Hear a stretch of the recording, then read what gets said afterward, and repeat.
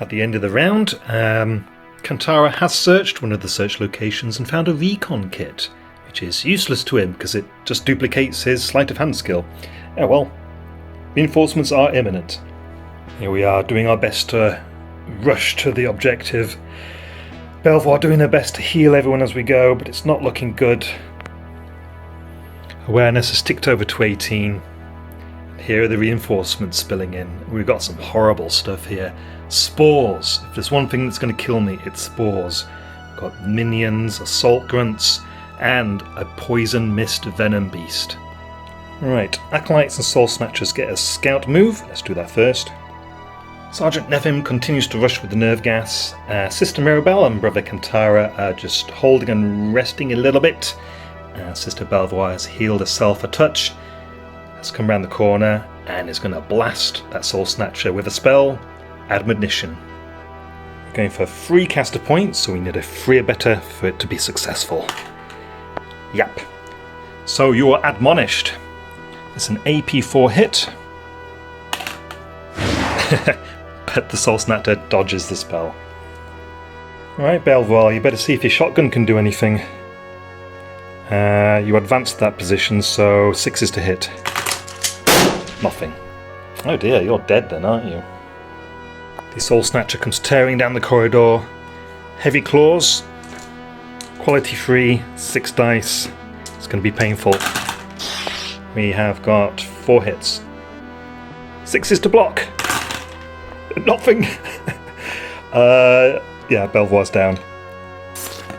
Torn to pieces. And here are the other enemy positions at the end of the round. Brother Kantara, there's a thing you can do.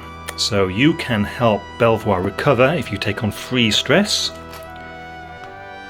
And Belvoir gets back up. And she'll have 7 wounds. And then for your actual action, let's move you here and you can fire your heavy rifle at the Soul Snatcher. Come on! 1 hit. His heavy rifle is AP1, but we do give the Soul Snatcher cover because Belvoir is in the way, so a 4 to block, and it's a block. Right, welcome back, Belvoir. You do get 2 caster points, and you will immediately spend them on Admonition. In fact, let's spend an extra 1 to get it to work on a 3 or better, and it will work this time, won't it? Yes. So, Admonished. Soul Snatcher, can you dodge this time? No, you take a wound. Belvoir successfully uses Healing Touch on herself and recovers 3 wounds. Very nice, so you're now 4 wounds. And how about Shotgun to the face on this Soul Snatcher with the Focus Fire action. So 5's to hit. Yay, 1 hit. Shotguns are AP1. Doesn't dodge, that's a wound on the Soul Snatcher. Morale check for the Soul Snatcher then. It passes, since they're quality 3. It occurs to me now she could have cast a second spell, because he can do that. Oh well, never mind. Let's get Nephim rushing. There we go, he's nearly there. Mirabelle, you can go on Overwatch. Yes. So here we go, another charge from the Soul Snatcher into Belvoir. Heavy claws. We have got 4 hits. The claws will tear through her light armour. However, she dodges 2, takes 2 wounds. Belvoir swings back with a baton. She might get lucky. How about that? I said, might get lucky, scores 2 hits. Just need one of these hits to properly connect. That's it, she scores a wound, kills the Soul Snatcher. These Acolytes are just as nasty as Soul Snatchers in melee. Comes charging around the corner. Mutant Claws attacking Belvoir. Quality 4. Yikes, that's 4 hits. Again, AP1. 1 dodge and 3 wounds. She swings back. No hits this time. And Belvoir, you need to make a morale check. Which you pass. These alien grunts come around the corner. One of them can shoot a Bio-Ravager at Belvoir. 1 hit. Takes a wound. So Belvoir, you do need to make another morale check, unfortunately. fail this time. Let's have you use 2 stress to pass that. The Venom Beast is just in charge range. And before it attacks, it can do its horrible poison aura thing. So for Poison Mist to work, he needs to roll a 4 or better. I'm safe this turn. Oh, except we've got all these tendril attacks now. 12 of them. Yeah, this is nasty. These tendrils are also reliable, so they all hit on a 2 or better. So we've got 5. And 4, that's 9 hits with poison as well. So even if she rolls a 6 to save, she'll have to re-roll the save. Oh, no armor piercing, so 5s to block. I need to re-roll the 6s. So that is 5 wounds, 6 wounds. She's down again. Right, we now have 3 minions firing their rifles at Kantara. 1 hit. We have cover, so 4s to block. Bounces off his armor. Right, next round. Let's do the good news first. Nephin will rush up to the ventilation system, shove the nerve gas in there, ends his activation. That completes the primary objective. Right, after thinking long and hard, I am going to have Kantara help Belvoir back up on her feet, costing him 3 stress. He's going to max out on 4 and then take 2 wounds, so he's now on 10 wounds. And then, you know what, the biggest threat is this spore. I hate spores. Why did I add them to the enemy roster? I don't know. But we're going to exploit the fact that there's no AI goal at the moment, and he's going to back off down this corridor and fire his heavy rifle at this acolyte. So, 4s to hit. 1 hit. AP 1. The acolyte dodged. Belvoir, welcome back up again. How about you cast Eternal Flame on this acolyte? Both caster points, so it is successful. 2 hits.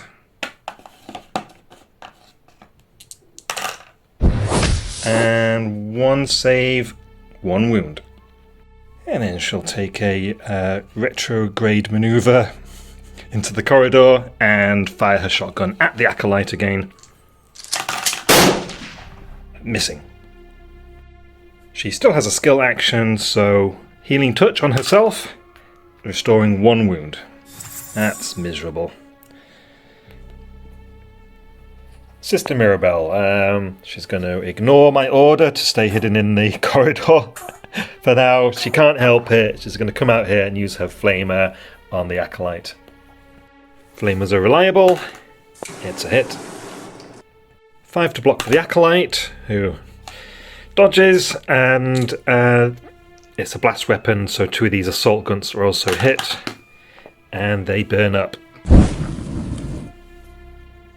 Yeah, she's going to take an extra action, use the flamer again. It hits. Ooh, and she held position. You know what that means? Prosecution ammo. So it's 2 hits on the acolyte, who takes 2 wounds. And 2 hits on the assault gun. No cover for you, because flamers are a blast weapon. However, you're very lucky, and you survive. Hey, morale check for that acolyte, who passes. The assault grunt fails. It does have an adrenaline gland, giving it no retreat. So we make an extra roll, and it takes a wound. It's gone. Oh, nearly forgot Mirabelle's skill action. She will be evasive, but does take a stress for it. Okay, acolyte, I'm ready to receive your charge. Mutant Claws, 6 dice. Quality 4. -1 to hit, so that's 2 hits. Mirabelle's light armor and shield with AP 1 means 5s to block. Nice! Just slides off that shield. She can strike back now. Close combat weapon, 4 dice. And 3 hits. The acolyte is already quite singed, so we only need 1 wound to go through. There it is, it's down. Right, this horrible spore has spotted me. 1, 2, 3, 4, 5, 6, 7, 8. With no AI goal at the moment, and no heroes in line of sight, this beastie, the minions and the spore remain where they are. However, we have this acolyte here who will charge at Sister Belvoir. I suspect she's going to get knocked down again, but we'll see how we go. Mutant Claw. That is 3 hits, 4 hits. Not much in the way of protection. So that's 3 wounds. And yes, she's down again. We have a group of alien grunts here with Bio-Ravagers, so they will move where they can all shoot at Kantara. 2 dice per gun, quality 5. What's that? What is that? 1 hit. Kantara has light armor and cover, so forced to block. It's a wound. Oh dear. You will need to take a morale check. Quality 5. Failure, but you are one of the Battle Brothers' finest. Right, you will pass this fearless check. Nope, you're shaken. Alright, start of a new round. With the primary objective completed, awareness leaps up to 12. Aliens that were lying in ambush now emerge. We have a Shadow Leaper, a burrowing hive swarm, and more hive swarms over here. As if things weren't bad enough. The secondary objective is Clean Sweep, so we have a new AI goal at the centre of the board.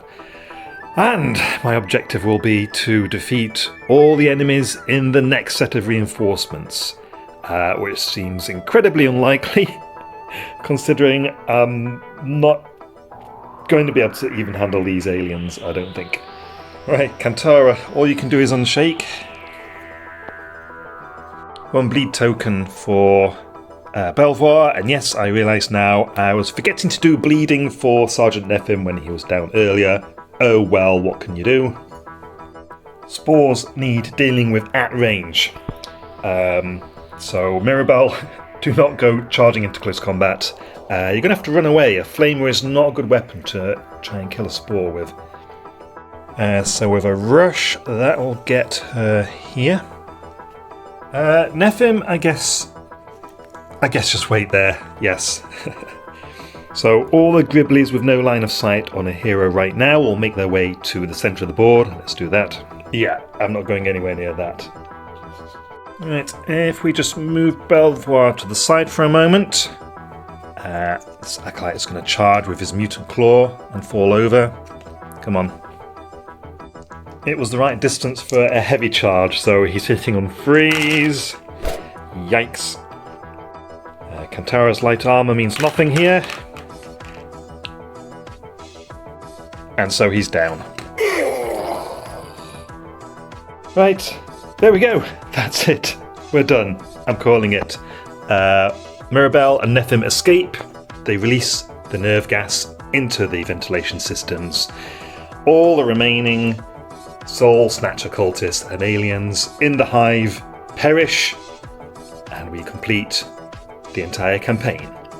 However, we must remember our fallen comrades, Brother Kantara and Sister Belvoir. They did not die in vain.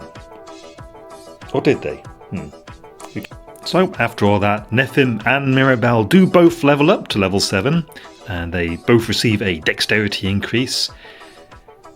And the question is, if I do a new campaign with them in future, should we lay Belvoir and Kantara to rest for realsies, or should we bring in some fresh blood?